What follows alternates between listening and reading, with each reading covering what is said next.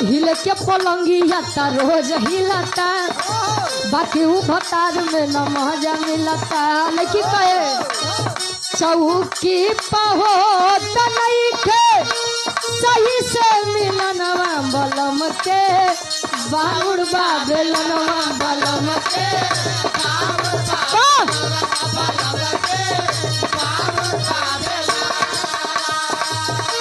बलम के बांगुड़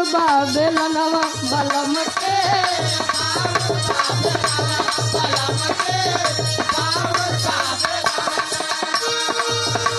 बलम के बांगुड़ बेलनवा